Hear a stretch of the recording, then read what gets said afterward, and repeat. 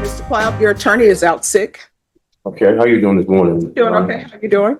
I'm doing all right, best that I can be. You know what I mean? I'm stuck All in right, jail. okay, so I here, got a couple of objections I'd like to make though about this indictment I got. all right, so that needs to be done through your attorney. Well, I haven't talked to the dude. I don't know where he's at. And He's so sick. he's always sick. He's supposed to see me in the jail on. All right, like- so let me talk to you. Yeah, go ahead. All right, so right now you're coming at me at 100. My suggestion is you put it on 80. Yeah, I'm good. All right, so then that means lowering your voice. Okay, I'm All right. sorry. I mean, I talk loud. I'm talking too loud or something? Yes, you're talking very loud, and usually people up here and whisper. So, Oh, I'm sorry. I was a Marine. I'm used to talking loud. I want to get my point across. That's all. well, I mean, you don't have to, talk overly loud for me to hear you and get your point across. I'm talking as low as I possibly can. Okay. Right here. All right, so what I'm telling you is your plea deadline date is today. Okay. Your attorney is ill, so your attorney cannot be here. Your attorney's not going to be here. Stuff going on. Yeah, well- Because really, I have a couple of objections because he hasn't done his job. He ain't come to see me. There's evidence that needs to be brought to light. Some concealment of information that has not been, stolen. When I read the reports, I seen that there was ambiguous natures that was also on the indictment that I was. So I want you to hear me. So time out. This is the thing. I want you to hear me. Yeah, I'm listening. So all of the information that you're giving me right now, that you're saying the indictment is incorrect, it does no good to give you that, for you to give me that information now. You know why? Because your attorney is not here. So what I'm going to do is I'm going to reset this case for the week of July 7th. Your attorney will be here. And if your attorney is not here, then we'll address that issue as well. What date, Ms. Ferguson? All right, July 7th. All right, and this is what the other thing I want to tell you. Yeah, go ahead. I don't know what was happening between you and the deputy, but Well, no. In this courtroom, I require that everyone treat everybody with respect. Yeah, he came at me foul though, so I'm. No. Let me just tell you. Here's the thing. Yeah, go ahead.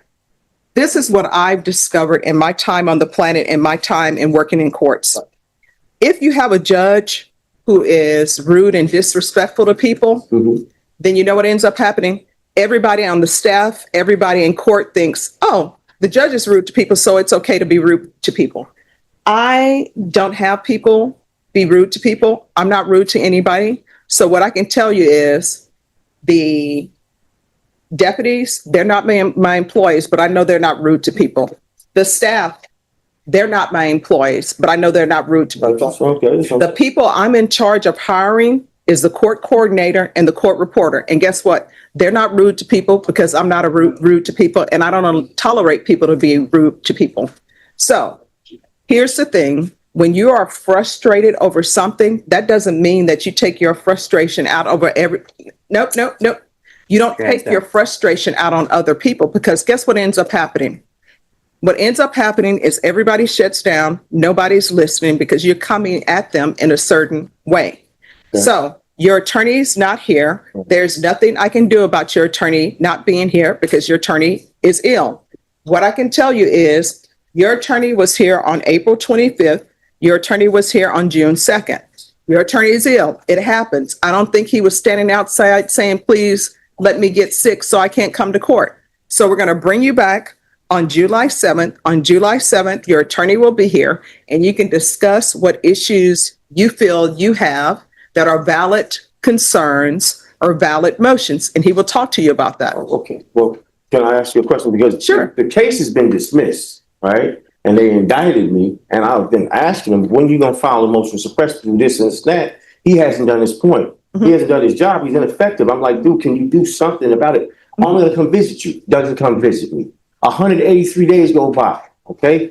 I've already had a section 17, 1.15 violation where they didn't even give me, DA didn't give me no liberty on that. I'm on parole. So I wanted to go home at that time. I breed dogs and I can't have my liberty to be free at a time when I'm supposed to, because you didn't indict me, and then you indict me at 145 days later, and then my parole states me have to be stuck in jail. I'm tired of being locked up. And then you dismiss the charge. There's the inadequacy of the charge. It doesn't make any sense. The charge is dismissed. Why do I got to stay in jail and have to put up with nonsense if the charge is already dismissed. All right, That's so a crazy what I'm thing. telling you is that your charges have not been They're dismissed. using the charge in as the indictment. I understand that, yes. Yeah, so your charges have not been dismissed. But And this is the thing.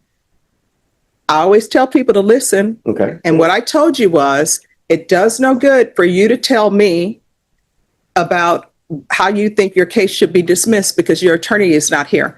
Now, if you just want me to listen to it, I will listen to it, but it does no good for me to listen to it because you have an attorney and your attorney is not here. Your attorney is ill. So we will bring you back on July 7th and we will hear that. I understand that, but understand where I'm coming from. I'm objecting because I never even evaded arrest, and this is just a bunch of nonsense. Okay, so let me ask you It makes no this. sense. Let me ask you this. Are you talking to me about your case? The indictment and the case itself, I never evaded arrest at all. Okay, the problem was existing. No. Here's my question. I want you to hear what I'm saying. Are you talking to me about your case? My indictment and the case is involved with the indictment, of course. All right, that's either yes or no. Is that what you? Indeed, I am. Yes. All right, so did I not say that it does no good for you to speak to me about your case because you have an attorney and that attorney needs to be here? Your attorney is ill, so we're bringing you back on July 7th. All right? All right, put your hand. All right, so no. They're going to take you away, okay? I'm getting my stuff. Man, put your hand in. You need to talk to this dude too. I don't take that from nobody, bro. Don't put your hands on me like that. I don't give a damn. I know I'm coming back there.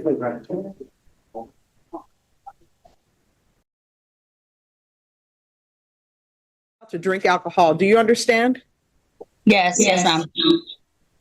So what are you doing to help maintain your sobriety? Well, I don't drink. It's just that it was my first birthday, and I know it was wrong. No, I cannot hear you. You need to stay still, stop moving around, because when you move around, we can't hear you. So what are you doing to maintain your sobriety? Well, I'm just not gonna drink because I usually don't drink. It was just my sister's birthday, so it was a family function, and I won't drink no more. And I don't drink. It was just No, you do drink. And let me just tell you why I know you drink. Allegedly, this case has been indicted because you were driving while intoxicated with a child under 15. So allegedly, that means that you were drinking alcohol. That's why it's driving while intoxicated. You're on bond for driving while intoxicated with a child under 15, which you think would be a wake-up call for you not to drink alcohol. And you're still using excuses to drink. So what I'm telling you is you are not allowed to drink while you are on bond.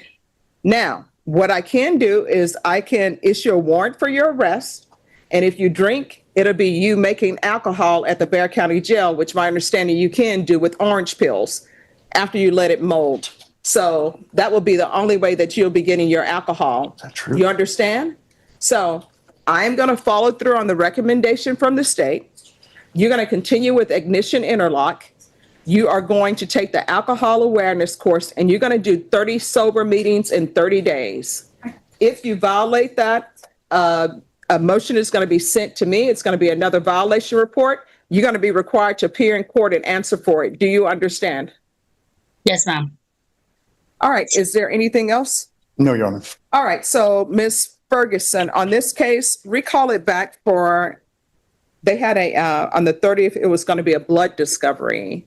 We're still waiting on the blood evidence. Judge. All right, Norma, if you'll recall this back for the 4th week in July, please. The 21st. All right, so you're going to be back here on July 21st. Judge, I'm on vacation that week. I'll be Okay. back the following week. All right, let me see. Just 1 second. Oh, where are you going? Are you just going to be a staycation? No, I'm taking the kids to Florida, the wife and kids to Florida. Oh, that's going to be awesome. So you want to do it the week of the 28th? Or you want to do it the week of the 14th, Of August. July? I'll get back like August 1st, Judge. All right, so do you want to do it the week of July 14th? Is that good or no? No, we're going a long time. Oh, okay. All right, Norma, Yes, set this for the week of August 1st. I'm sorry, August 4th. I can do the 4th. All right, you're going to be back on August 4th? And state that's the final discovery, so the blood discovery needs to be given to him, and if some reason they don't have the blood discovery, then they need to be here to explain why they don't have it.